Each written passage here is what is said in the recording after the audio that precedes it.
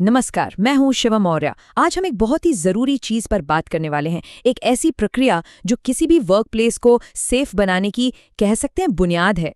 जी हां, हम बात कर रहे हैं रूट कॉज एनालिसिस की। जरा सोचिए, वर्क प्लेस पर कोई हादसा हो जाता है। एकदम से माहौल में टेंशन है, हर कोई जानना चाहता है कि भाई हुआ क्या। ऐसे में सबसे पहला सवाल दिमाग में क्या कौन देता है? अक्सर हमारा पहला रिएक्शन होता है, अरे ये किसकी गलती है या ये किसने कर दिया। लेकिन एक सेफ और बेहतर सिस्टम बनाने के लिए ना, ये नजरिया बिल्कुल ठीक नहीं है। असली सवाल है, ये हुआ ही क्यों? बस ये जो छोटा सा बदलाव है ना, किसने से क्यों पर आना, यही है रूट कॉज एनालिसिस की जड़। ये सोच हमें इल्जाम लगाने से हटाकर हल खोजने की तरफ ले जाती है। तो चलिए, आज के इस सफर में हम क्या क्या देखने वाले हैं।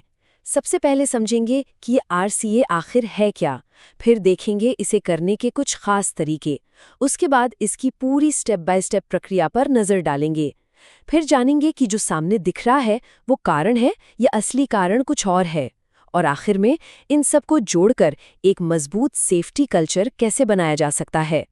तो चलिए शुरू करते हैं हमारे पहले पड़ाव से। रूट कॉज एनालिसिस असल में है क्या?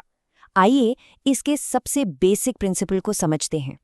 देखिए, किसी भी प्रॉब्लम का सल्यूशन सिर्फ ऊपर ऊपर से पट्टी करना नहीं होता, बल्कि बीमारी को जड़ से खत्म करना होता है। बस यही है रूट कॉज एनालिसिस या आरसीए। ये एक सिस्टमैटिक तरीका है जिसका मकसद किसी भी हादसे, घटना या नियर मिस के असली छुपे हुए कारण को ढूंढ निकालना है, ताकि वो चीज दोबारा कभी हो ही ना सके। तो हम ये करते क्यों हैं? इसका मकसद क्या है? पहला, बिल्कुल साफ है, हादसों को बार बार होने से रोकना। दूसरा, हमारे सिस्टम में जो कमजोरियां हैं, जिन्हें हम रोज के काम में शायद देख भी नहीं पाते, उन्हें पहचानना। तीसरा, सही एक्शन लेना, यानी करेक्टिव और प्रिवेंटिव एक्शन, जिसे हम कैपा भी कहते हैं। और इन सब का सबसे बड़ा गोल, एक ऐसा मजबूत सेफ्टी कल्चर बनाना जहां गलतियां दोबारा ना हों।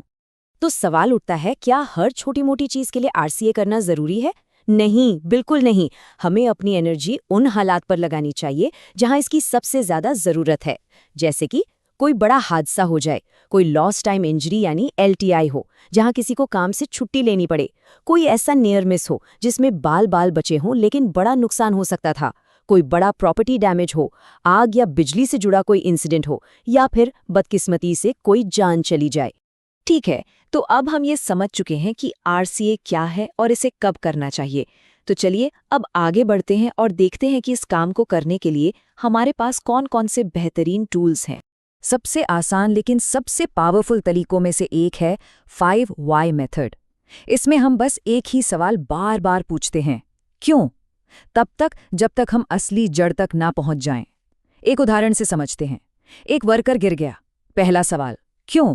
जवाब, स्कैफोल्डिंग ठीक नहीं थी। अच्छा, वो ठीक क्यों नहीं थी? क्योंकि उसका ठीक से इंस्पेक्शन नहीं हुआ था। ठीक है, इंस्पेक्शन क्यों नहीं हुआ? क्योंकि सुपरवाइजर को इसकी ट्रेनिंग ही नहीं मिली थी। और आखिरी सवाल, सुपरवाइजर को ट्रेनिंग क्यों नहीं मिली थी? क्योंकि कंपनी का ट्रेनिंग सिस्टम ही कमजोर था।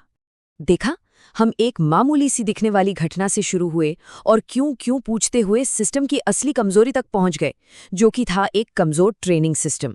अब सोचिए, जब तक हम इस जड़ को ठीक नहीं करेंगे, तब तक चाहे कितने भी स्कैफोल्ड बदल लें या सुपरवाइजर बदल दें, ऐसी घटनाएं किसी न किसी रूप में होती ही रहेंगी। वैसे 5 वाई के अलावा और भी दमदार तरीके हैं, जैसे कि फिश बोन डायग्राम।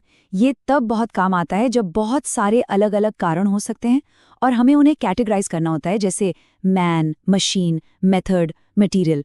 और एक है फॉल्ट ट्री एनालिसिस, जो खास तौर पर टेक्निकल या इंजीनियरिंग से जुड़ी गड़बड़ियों की तह तक जाने के लिए इस्तेमाल होता है। चलिए अब अपने तीसरे हिस्से पर आते हैं। ये जानते हैं कि इस पूरी जांच को करने का एक सही फॉर्मल प्रोसेस क्या होता है। एक असरदार आरसीए प्रोसेस में ये 7 स्टेप्स बहुत जरूरी हैं। सबसे पहले घटना से जुड़ी हर जानकारी इकट्ठा करें। दूसरा, सबूत और जो लोग वहां मौजूद थे उनके बयान जमा करें। तीसरा, घटना से पहले, उस वक्त और उसके बाद क्या क्या हुआ उसकी एक पूरी टाइमलाइन बनाएं। चौथा, जो कारण सामने दिख रहे हैं उन्हें पहचानें। पांचवां, उन कारणों के पीछे छुपी असली जड़ को खोजें। छठा, अब उस जड़ को खत्म करने के लिए सही एक्शन प्लान बनाएं और उसे लागू करें। और हाँ, सातवां और सबसे जरूरी कदम, जो बदलाव किए हैं उन पर नजर रखें, ये देखने के लिए कि वो वाकई में काम कर भी रहे हैं या नहीं। अब हम आते हैं एक बहुत ही ज़रूरी हिस्से पर, जो है सामने दिखने वाले कारण और असली यानी मूल कारण के बीच के फ़र्क को समझना। ये समझना बहुत ज़रूरी है। देखिए, जो सामने दिखने वाला कारण है ना, वो बस लक्षण जैसा है, और जो मूल कारण है वो है असली बीमारी जो सिस्टम के अंदर छुपी है। जैसे एक वर्कर बिना हेलमेट के काम कर रहा था, ये हमें तुरंत दिख गया, ये है इमीडिएट कॉज। पर असली यानी रूट कॉज ये है कि पीपीई को लागू करवाने का सिस्टम ही कमजोर है। एक और उदाहरण लेते हैं, किसी को बिजली का झटका लगा, ये इमीडिएट कॉज है, लेकिन रूट कॉज ये था कि LOTO यानी लॉकआउट टैगआउट प्रोसीजर को ठीक से फॉलो ही नहीं किया गया था।